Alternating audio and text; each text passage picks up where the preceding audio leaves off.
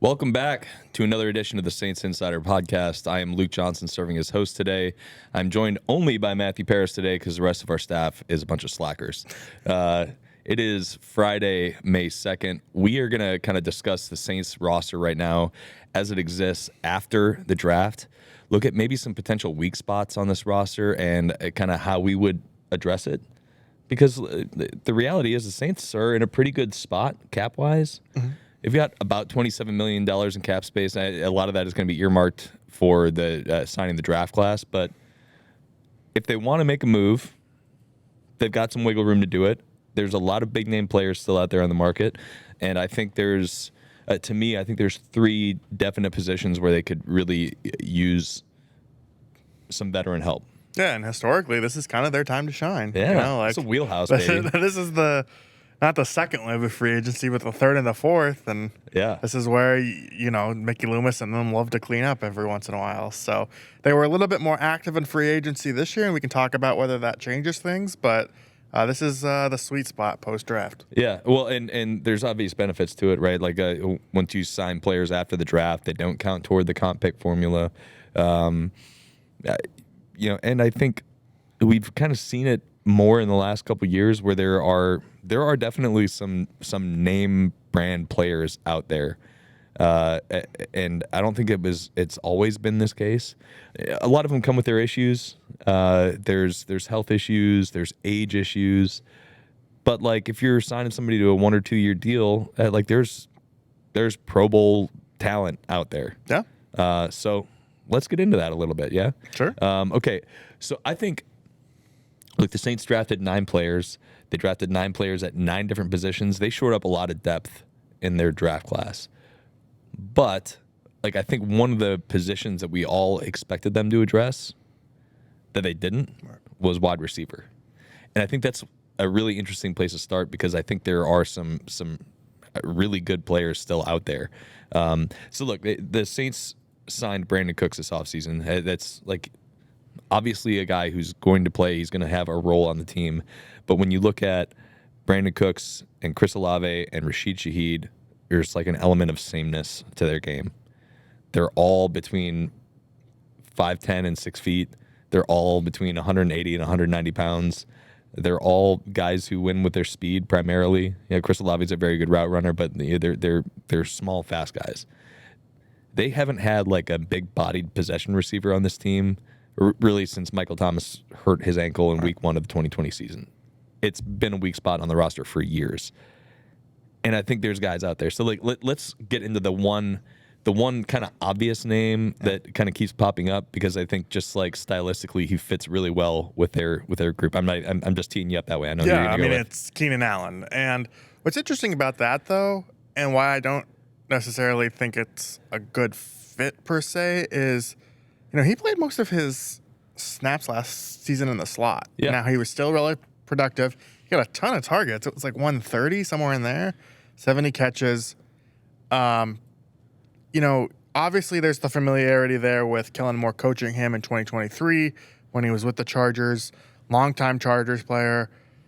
Really an amazing player in his prime. I just wonder for the age and maybe the redundancy of the role, I don't necessarily know, if you sign him here, then where does Cooks fit in? He's one of those players that maybe if they have an injury, I could see them going after. But I don't know if he would be that tall type receiver, possession receiver, just because, he's 6'2", he's not 6'4". To me, what they're really missing is someone like Michael Thomas, but that 6'4", you want a guy who can in the red zone, have those tight possession catches. And that's not necessarily Keenan Allen to me. I think of Keenan Allen more as kind of a crafty route runner guy who can really get open, but through the technical, through his craft, rather. So I'm going to push back a little bit on that. And I think, I'm with you on the player I'm thinking of when you're describing that is Mike Williams. Right. But I think Keenan Allen is a player who is a ball vacuum. Sure. Yeah. Right? where you throw him the ball and there's a very good chance that he's coming down with it. And I think that is what they're missing. Yeah. They're missing somebody who, it's 3rd and 6 and they need somebody to get open and catch the football. And I don't think that's like necessarily the wheelhouse for a Chris Olave or Rashid Shaheed or Brandon Cooks especially. I think Keenan Allen is that kind of player. So like even if there is like some redundancy in the role, I just think he would like fill a gap on this team. And I think look the rest of their roster, like I don't think Cedric Wilson's that guy. I don't think you can count on Bub Means to take this like huge step forward. Like I liked some of the stuff we saw out of Kevin Austin last year, but like I don't think you can like count on him to be that guy for you either. To me, it doesn't necessarily need to be like a really truly like 6'5" like Calvin Johnson type, right? Like, it just needs to be somebody who can move the chains for you on 3rd down. So that's why I think he's like stylistically kind of the ideal complement that is out there on the free agent market. Yeah, I mean, and like as much as I'd like that 6'4", 6'5" guy, I was taking a look at the names and it really is a perfect match and that size sort of fit. I mean, DJ Chark is 6'3". He's another guy, but man, he did nothing last year. Right, and he is like the more than anything, like he'd be like an MVS replacement, right? He's just like your vertical speed guy, and they have that already on the team, which is why like so the thing that brought about this entire conversation, I posted something on NOLA.com this morning. It's basically this. It's looking at gaps on the Saints roster and who exists out there on the free agent market that could fill it. And I tried to do it in like several tiers of players because I think this is part of the conversation with Keenan Allen. Like if the Saints want him, like they are gonna have to compete for his services. Like do a Google search for Keenan Allen right now, and it's like Packer, 20 different team sites saying like, Keenan Allen projected to sign with the Steelers, whatever it is. There are going to be teams who are interested. There are teams who have needs at wide receiver. Like you could absolutely see a reunion with the LA Chargers. You could see him going to a team like the Rams. The Cowboys have like nobody on their roster outside of CeeDee Lamb to catch footballs.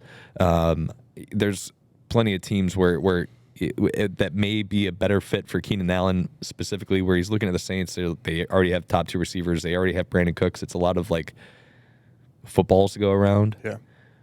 But like if it were me and it's like ideal world and I'm the Saints and I'm actually trying to compete and I'm trying to give Tyler Shuck or whoever else the best possible chance to do that, like Keenan Allen feels like the best fit for me. Yeah, I mean the other big name out there too is Amari Cooper, and that feels a little bit even more redundant I agree with that. In terms of size of what he could add here. I think he'd be a great fit in Dallas where he was a few years ago. I put Amari Cooper on the list, but like as I was like thinking about it, like that one to me like is more about like the name than like the fit with the team and what he'd bring. Hey, like he is not like a move the chains guy. Right. He's had 10 drops at 2 of the last 3 years. I think he had 12 drops in 2 of the last 3 years. He I think hasn't topped like a 60% catch rate on his targets in like 4 years. Like Keenan Allen's done that every year of his career. Right. So that's like Amari Cooper to me would be like you're signing the name, but you're not like actually filling the need that you have on your roster. Because like they have good receivers. They have a specific type of receiver they're looking for. Right. What about Tyler Boyd? Oh yeah, I did take a look at that one. I think for the similar size and stuff, I'd rather have Keenan Allen, but he could be an option. Like, if that feels to me more of like your Cedric Wilson's.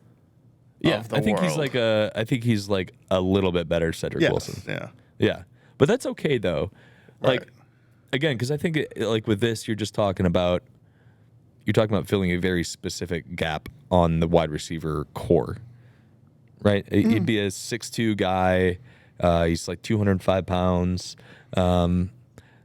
It's been like 5 years since he had a 1,000-yard receiving season, but like, he only had 39 catches last year for Tennessee, but 11 of those catches like moved the chains on third downs. Like, I think he's reliable in that sense, and he could give you just like a little bit more than what they currently have. Yeah, and I'm interested to see how the Saints feel about their UDFA class. I mean, they added 2 receivers to that last year. Mason Tipton, even though he didn't have a really encouraging season, he made the roster. He had a great training camp. And, maybe someone pops in that regard where they feel like they don't have to go out and sign somebody. But even the guys that they signed, not that I know a ton about them, but just kind of looking closely, it doesn't really seem like there's still that need that we were talking about. Yeah. So to me, I think like if you're like, okay, we have enough cap space to make like one splash signing before the start of training camp. Like, to me, I think a wide receiver is where I'd want to go. Yeah, I might go corner for this. I think, I know they drafted Quincy Riley from Louisville. They signed Ike Yadam. But I will say I was more intrigued by the corners that were still available than the receivers. Okay, we'll get to that. Before we get to that, I think there's one other one that's interesting just because of who's out there. And it's another one where we kind of thought maybe they'd address it in the draft, and they didn't do it until the 7th round, and that was edge. Yeah. So a lot of interesting edge names out there too. Lots, right? I think more than I even put on my personal list. But look, we assume that they're going to go to a 3-4 base, which like doesn't really mean a whole lot because they're not going to be playing in base much. But like the reality is like it's going to look different this year than it has in years past. And the reality also is that like the Saints haven't been a good pass rushing team for a couple years, and they basically are just rolling the same group back. Maybe you can get more out of Chase Young. I think we both think that's a possibility into this new scheme. Maybe he's the guy who's doing your stand-up edge rushing.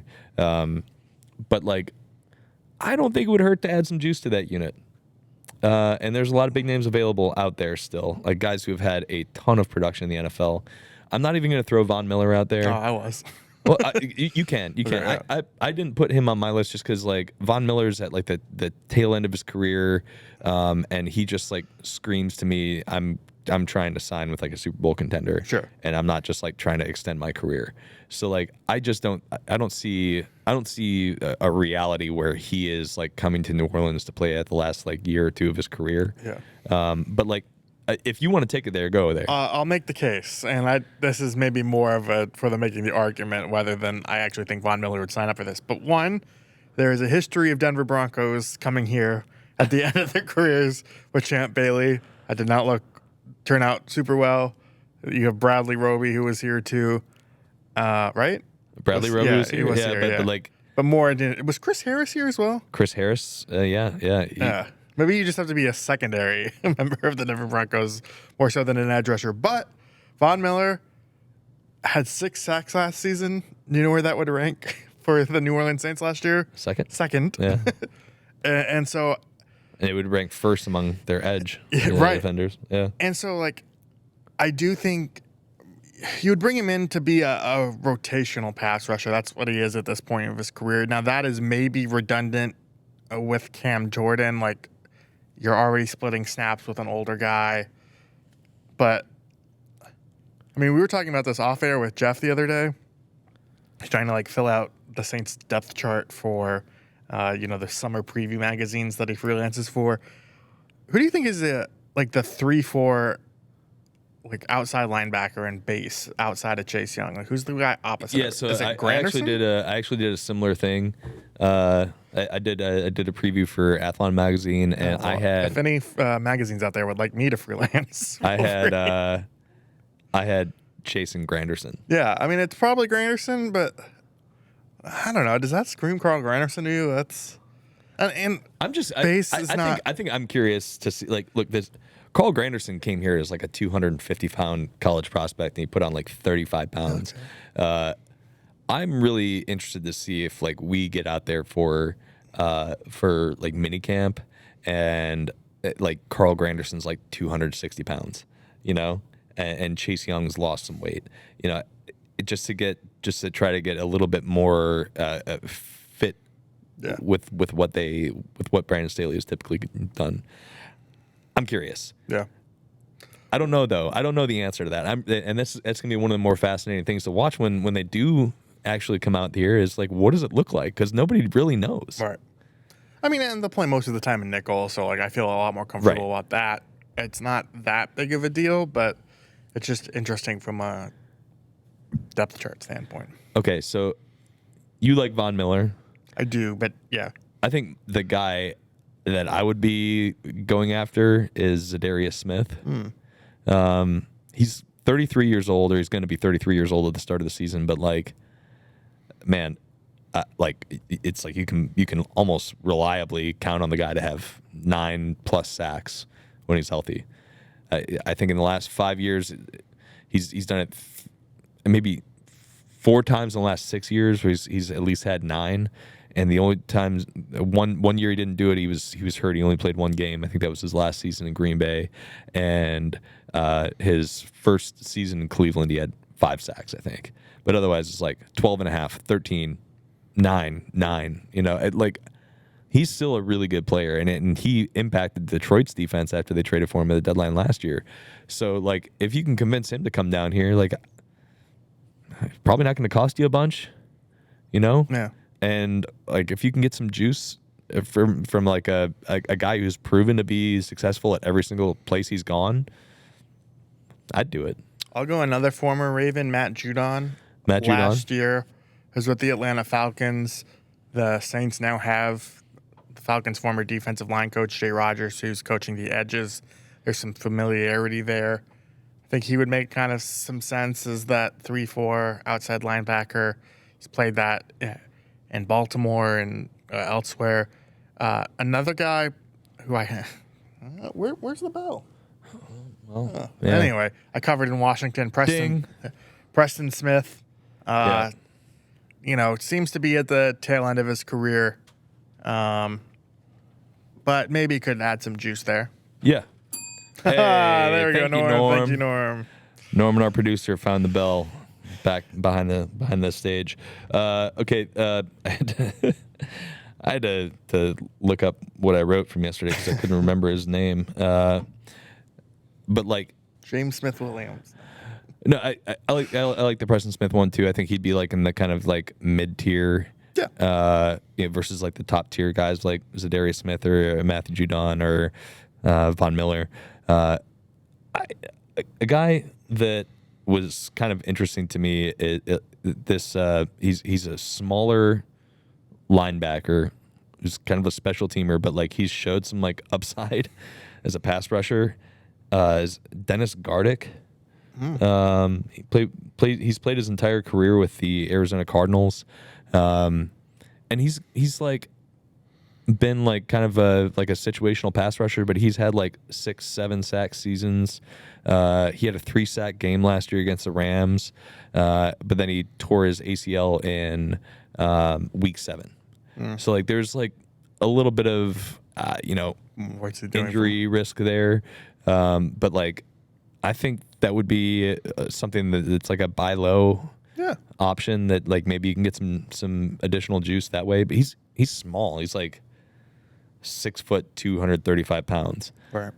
But he's proven he can do it in the past. So like I think there's options out there is what I'm trying to say that aren't like the big name headliners. Yeah, he's not I think he signed with the Chiefs maybe, but Josh Uche was always that guy for me. Yeah. Like I want to see what he does in an expanded I think he was role. on their practice squad. Oh, for the Chiefs? Last year. Okay. Maybe I'm wrong.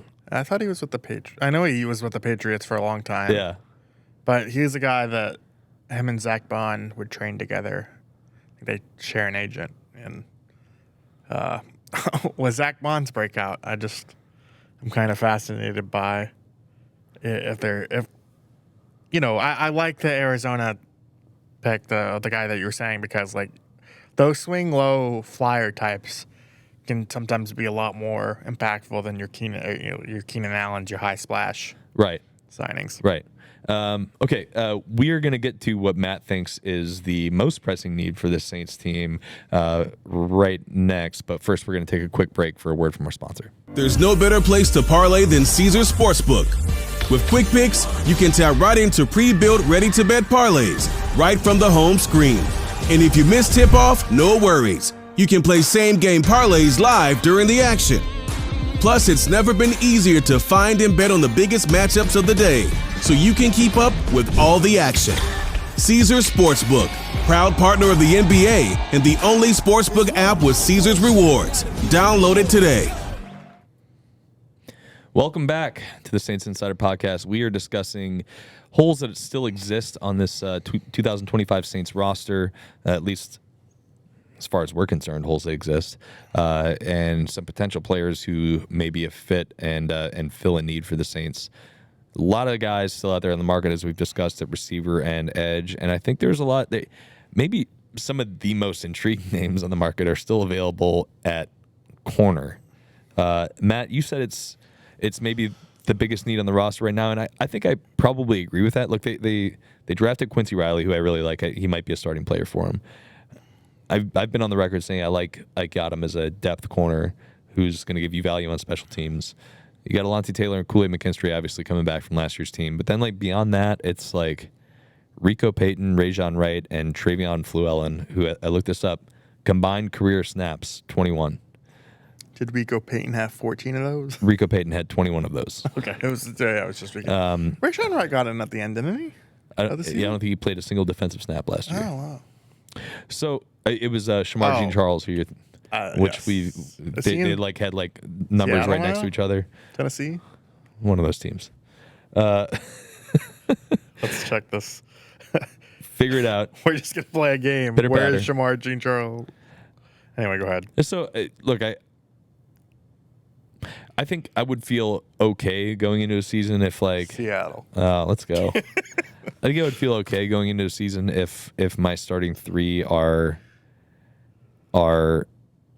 Taylor, McKinstry, and Riley, assuming Riley's gonna hit. I really like the Riley pick, but like I don't feel great about that. Right. And especially like just considering like how many years in a row have like the Saints had like one or two starters on their defensive secondary go out with injury?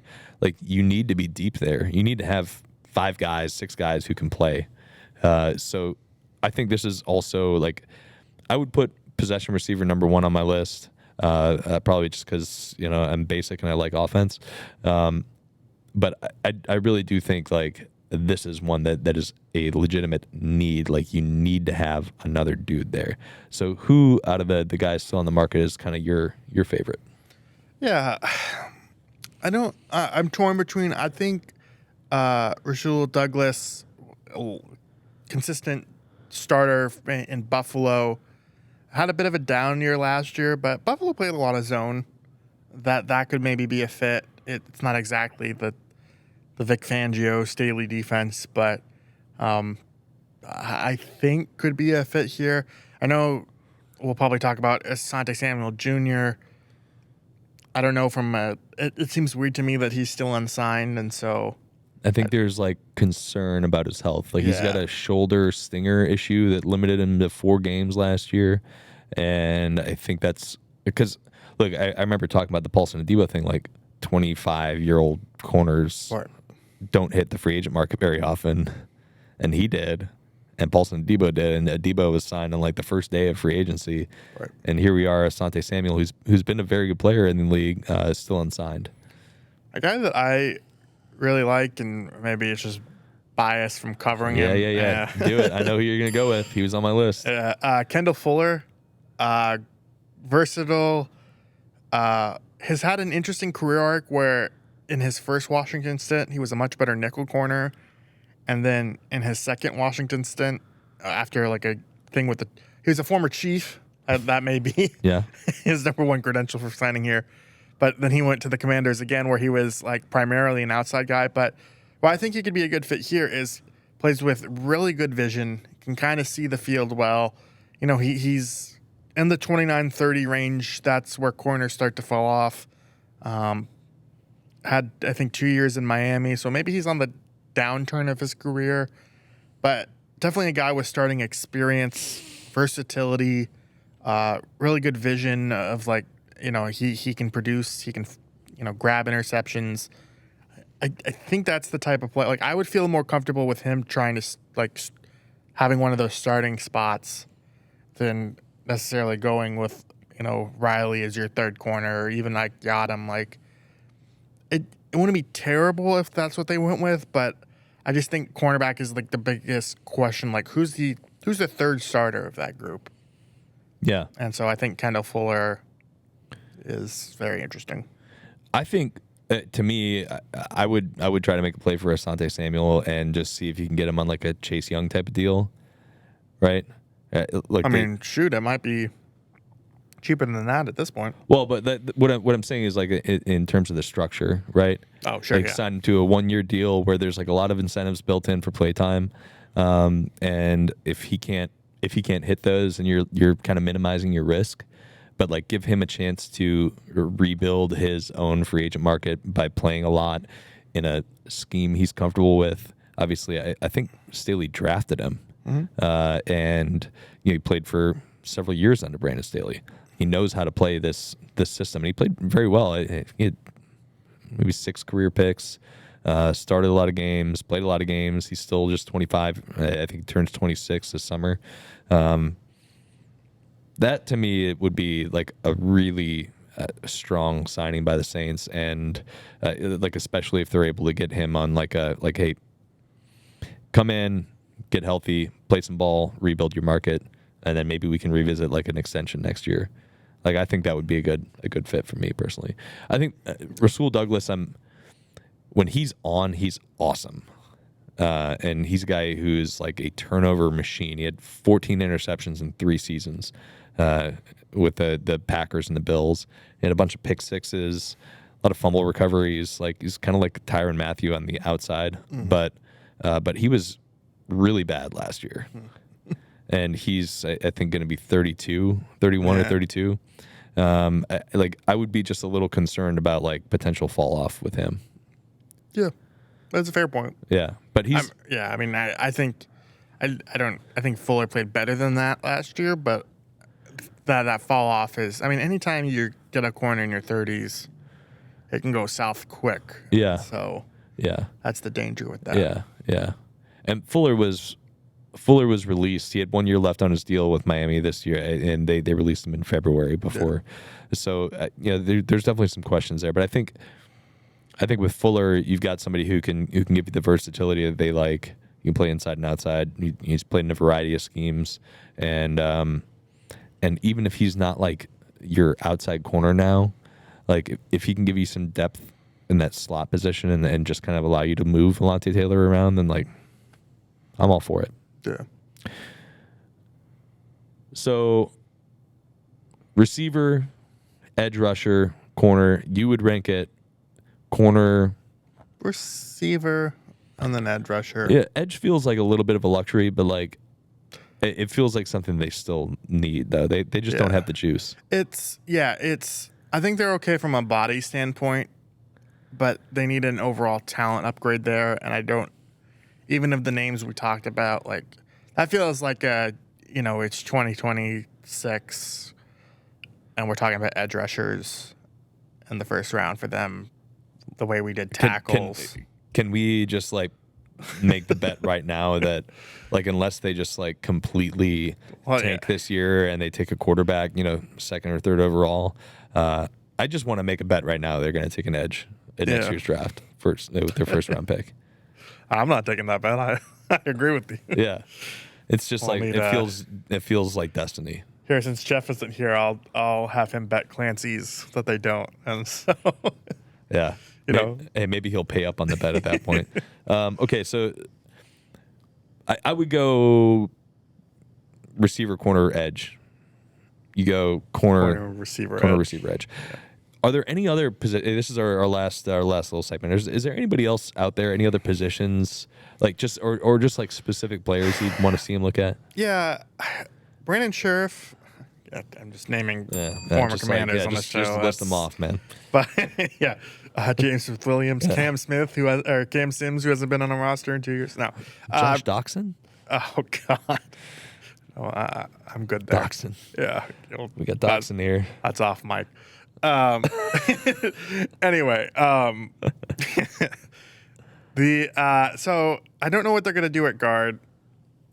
Brandon Scherf's a right guard. He hasn't, I don't think, ever played on the left, so maybe it's not a great fit. But like if Cesar Ruiz went down, you can maybe try Cesar Ruiz at left guard. Like, I mean, they signed Dylan Radins, they drafted Kelvin Banks, so I don't know if it's as big of a need. But I just still have questions about the interior. And he's a guy with Pro Bowl, All Pro level experience, and so I don't know. He's had health problems throughout his career, but I think could still contribute for a team. Yeah. And then, I think it's worth paying attention to if this team suffers a quarterback injury that's not Derek Carr. Let's say Spencer Rattler goes down in camp. They're going to need someone. Carson Wentz is still up. I was waiting for it.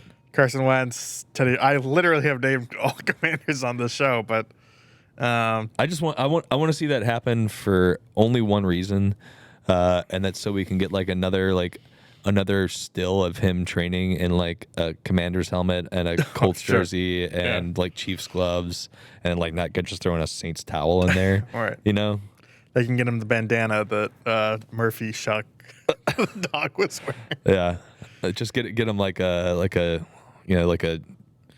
Drago's bib or something like that.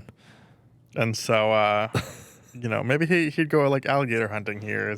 So a lot he loves to hunt. So, I don't know. This is the sportsman's paradise. So, it's a name to like. I'm not anticipating a quarterback injury, obviously. I'm just glad you didn't bring up Aaron Rodgers. Well, that too. No. Which No. I mean, look.